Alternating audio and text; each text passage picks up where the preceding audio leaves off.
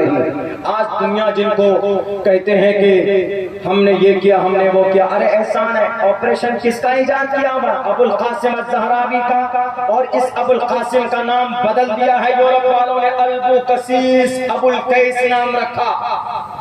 Operation کا ایجاد کرنے والے کا نام ابو القاسم الزہراوی۔ He was a student of the Quran Kareem۔ M D پڑھنے والے، سلیبس میں القانون کتاب کا لکھنے والا شیخ حسین ابن علی سینا۔ He was a complete حافظ قرآن when he was 11 years old۔ جب وہ 11 سال کے تھے حافظ قرآن بنے، اور اتنی بڑی ڈاکٹریٹ کے اوپر کتاب لکھی۔ یہ تاریخ ہماری ہے۔ دنیا کے کس مسئلے کا حل اس قرآن میں نہیں؟ ہر مسئلے کا حل ہے قرآن میں، لیکن اس کو واضح کر کے لوگوں کے سامنے پیش کرنا ہوگا، نہیں تو غلط فہمی بڑھتی۔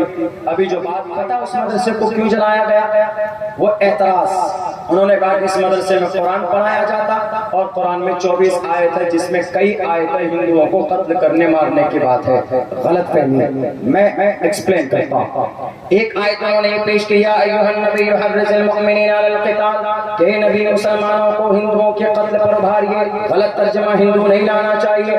یہ آیت نازل ہوئی جنگ بدر کے بعد، جنگ بدر کے بعد، اور جنگ بدر مدینے کے قریب ہوئی۔ آپ علیہ السلام اگر خود سے جنگ کرتے، ہندوؤں کو مارتے، قتل کرتے، مشرکین کا قتل کرتے، کفار کا قتل کرتے، تو آپ مدینہ سے مکہ جاتے، مکہ کے قریب یہ جنگ ہوتی، لیکن یہ جنگ مدینے کے قریب ہوئی۔ اس سے یہ پتہ چلتا ہے کہ مشرکین مکہ آپ علیہ السلام کا سر پر آ گئے، تب آپ علیہ السلام نے جنگ کی۔ اور پھر سنیے یہ آیت ان لوگوں کے لیے، ہمارے ہندو بھائیوں، آپ اگر سن رہے ہیں یا میرا ویڈیو آپ تک پہنچتا تو بڑی سنجیدگی کے ساتھ سنیے گا۔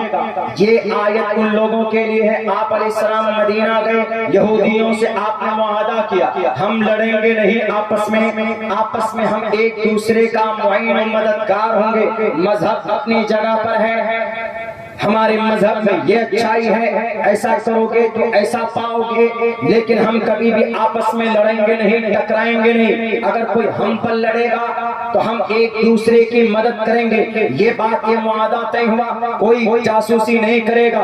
یہ بات شرط اور معاہدے کے طور پر مشروط ہو گئی، وہاں پر ٹھیک ہے۔ کچھ دنوں کے بعد کچھ یہودی مکہ کے کچھ جاسوس مشرکین سے مل کر مکہ کے لوگوں نے برگلایا یہودیوں کو، مدینے کے یہودیوں کو، اور یہ کہا کہ تمہارے پاس محمد ابن عبداللہ ہے جو تمہارے پاس رہ کر حکمرانی کرتا، دیکھو ہم نے اپنے علاقے سے نکال دیا مکہ سے، اس لیے تم لوگ بھی ان کو نکال دو اور جاسوسی کرو، خاتمہ کرو۔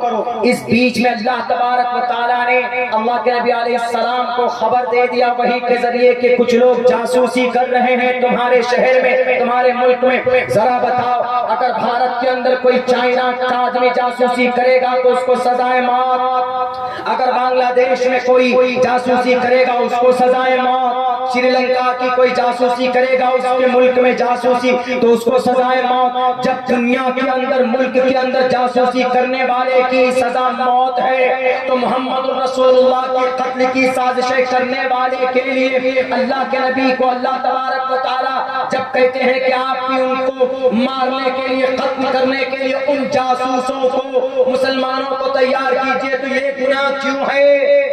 آج بھی تو اس پر عمل ہوتا ہے۔ یہ ان لوگوں کے لیے تھا جو جاسوسی کر رہے تھے، جو ہونے والے معاہدے کو توڑ رہے تھے، یہ ان لوگوں کے لیے یہ آیت تھی۔ اور اگر آپ کو پیٹ میں درد ہے کسی کو کہ نہیں جناب اس آیت سے ہمیں پیٹ میں درد ہوتا ہے، تو اتھرو وید کا منتر اٹھا کر پڑھ لیتے جس کے اندر کہا گیا پیارو نام پر جام جہی، پیارو نام پر جام پر جا۔ لوگ اگر اگر ہو جائیں، لوگ اگر ظالم بن جائیں، لوگ اگر جاسوس بن جائیں، لوگ اگر متنفر ہونے لگیں، لوگ ایک دوسرے کے خلاف دشمنی پیدا کریں، پیارو نام پر جام جہی، ان کا خاتمہ کرو۔ وہی پیغام ہے جو قرآن میں ہے۔ تو جب آپ کو اس پر اعتراض تو قرآن کی آیت پر اعتراض ہے تو منتر پر بھی اعتراض ہونا چاہیے. دوسری آیت لیتے, دوسری آیت میں کہا گیا فَكُلُوا مِمَّا غَنِمْتُمْ, لوٹو اور کھاؤ. غلط ترجمہ, صحیح ترجمہ یہ ہے کہ غنیمت کے مال کو کھاؤ. جنگ ہوتی ہے, جنگ کے میدان میں جو چیز جیت جاتے ہیں, جنگ جیت جاتے ہیں, میدان جیت جاتے ہیں, تو جو بھی پراپرٹی ہے, زمین ہے, جو بھی آلات ہے, جو بھی سامان ہے, وہ سب جیتنے والے کا ہوتا ہے, وہ یوز کر سکتا ہے. آج بھی یہی قانون ہے. بھارت سری لنکا پر, چائنا پر قبضہ کر لے تو چائنا کے جتنے علاقے پر قبضہ کرے گا وہ زمین بھارت کا ہوگا. وہ زمین بھارت کی گورنمنٹ اپنے انڈر لے کر اس کو استعمال کر سکتی ہے. تو یہی بات قرآن میں کہی گئی فَكُلُوا مِمَّا غَنِمْتُمْ, کہ غنیمت کے مال کو تم کھا سکتے ہو, کوئی دقت نہیں ہے. یہی بات اتھروید میں کہی گئی. اتھروید کے اندر صاف لفظوں میں کہا ہے, صاف لفظوں میں تُوَمْ تُوریَ تَرُشَّتَهَا ستیام وبھاجانی, اس زمین پر کوئی مال تم اپنے جو شترو کو مال کر حاصل کرتے ہو, وبھاجانی, ان کو تقسیم کر لو آپس میں. اگر قرآن کی اس آیت پر اعتراض تو اتھروید کے اس منتر پر بھی اعتراض ہونا چاہیے. اس کو آپ کیوں بھلا دیتے؟ اگر اللہ کے نبی علیہ السلام کو کہا گیا وَأَعِدُّوا لَهُم مَّا اسْتَطَعْتُم مِّن قُوَّةٍ وَمِن رِّبَاطِ الْخَيْلِ, چونکہ آپ علیہ السلام کو بار بار جنگ کی ٹارچر, کبھی جنگ احد, کبھی سب سے پہلی جنگ بدر, پھر جنگ احد, پھر غزوہ خندق, اس کے بعد غزوہ حنین, غزوہ تبوک, ہوتے ہوتے کئی ساری جنگیں ہونے لگی. آپ علیہ السلام عاجز پریشان آ گئے. تب اللہ تبارک و تعالیٰ نے کہا وَأَعِدُّوا لَهُم مَّا اسْتَطَعْتُم مِّن قُوَّةٍ وَمِن رِّبَاطِ الْخَيْلِ, آپ طاقت کے اعتبار سے مضبوط رہیے. ہمارے بھارت کے اندر ہمارے ڈاکٹر اے پی جے عبد الکلام نے 5 میزائل کیوں بنایا؟ تاکہ ایران یا روس یا چائنا کوئی بھی اس ملک میں اگر آکرمن کرے, حملہ کرے, پڑوسی ملک حملہ کرے تو ہم اپنے میزائل سے ان کا دفاع کریں گے. سیم یہی بات ہے, آج بھی اس پر عمل ہوتا ہے. منتر تو بات کی بات ہے, بلکہ ریسنٹلی جو قانون ہے وہ یہی کہتا ہے کہ آپ طاقتور بنیے تاکہ دنیا کے اور ملکوں کے سامنے میں آپ کا دھاک ہو. یہی بات اللہ کے نبی علیہ السلام سے رب کہنا چاہتا وَأَعِدُّوا لَهُم مَّا اسْتَطَعْتُم مِّن قُوَّةٍ وَمِن رِّبَاطِ الْخَيْلِ. جب آج یہ بات جائز ہے کسی ملک کے لیے, کسی علاقے کے لیے, کسی گورنمنٹ کے لیے کہ وہ ہتھیار بنا سکتے ہیں, رکھ سکتے ہیں یونائٹڈ نیشن کے پرمیشن کے حساب سے, تو پھر بھئی ہمارے محمد رسول اللہ نے تلوار رکھی, گھوڑے تیار کیے, تو اس پر کیوں اعتراض, کیوں آپتی ہے؟ نہیں ہونا چاہیے. اگر آپ کو اس پر آپتی اور اعتراض ہے تو اٹھائیے. گیتا کے اندر پہلے اس شلوک میں کہا گیا جنگ کرو, جنگ کے فیلڈ میں آؤ, دھرم چھیترے کروچھیترے سمویتا یوتسبہ مامکا پانڈوا شیکم کروت سنجیا.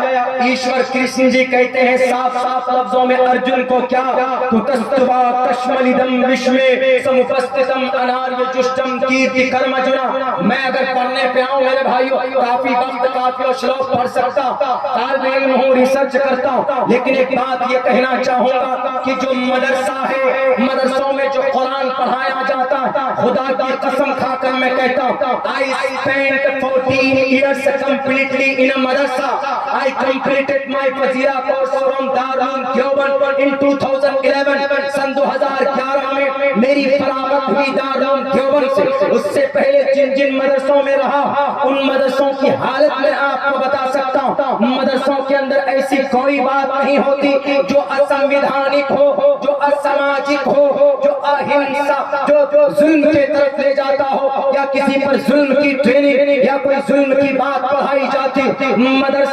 مدرسے کی ایک تاریخ ہے, بلکہ اس بھارت کے اندر مدرسے کا ایک احسان ہے. ہمارے مدارس کے فضلا نہ ہوتے, ہمارے اگر مدارس نہ ہوتے, میں قسم کھا کر یہ بات کہنے کے لیے تیار ہوں کہ اس دیش کے اوپر یہ دیش کبھی آزاد نہ ہوتا. مدرسہ جن لوگوں نے جلایا ان کو میں تھوڑی سی تاریخ اور تھوڑا سا جھلک مدرسے کے تعلق سے بتانا چاہتا. اس دیش میں سب سے پہلے محدث اور سب سے پہلے عالم دین جنہوں نے حدیث کے درس کو عام کیا, قرآن کریم کے تعلیم کو عام کرنا شروع کیا مدرسوں کے پلیٹ فارم سے. اگر مدرسہ نہ ہوتا تو شاہ ولی اللہ محدث دہلوی نہ ہوتے، شاہ ولی اللہ نہ ہوتے تو شاہ عبدالعزیز نہ ہوتے، شاہ عبدالعزیز نہ ہوتے تو جہاد کا فتویٰ انگریز کے خلاف کوئی دینے والا پیدا نہیں ہوتا، شاہ عبدالعزیز نہ ہوتے تو حاجی امداد اللہ نہ ہوتے، حاجی امداد اللہ نہ ہوتے، مولانا قاسم نہ ہوتے، مولانا عبدالرشید گنگوہی نہ ہوتے، مولانا قاسم نہ ہوتے تو دارالعلوم دیوبند کی بنیاد نہ ہوتی۔ 1866 میں 6 مئی کو دارالعلوم دیوبند کی بنیاد ڈالی گئی، دارالعلوم دیوبند نہ ہوتا تو یاد کیجئے تاریخ گواہ ہے، شیخ الہند ہوتے،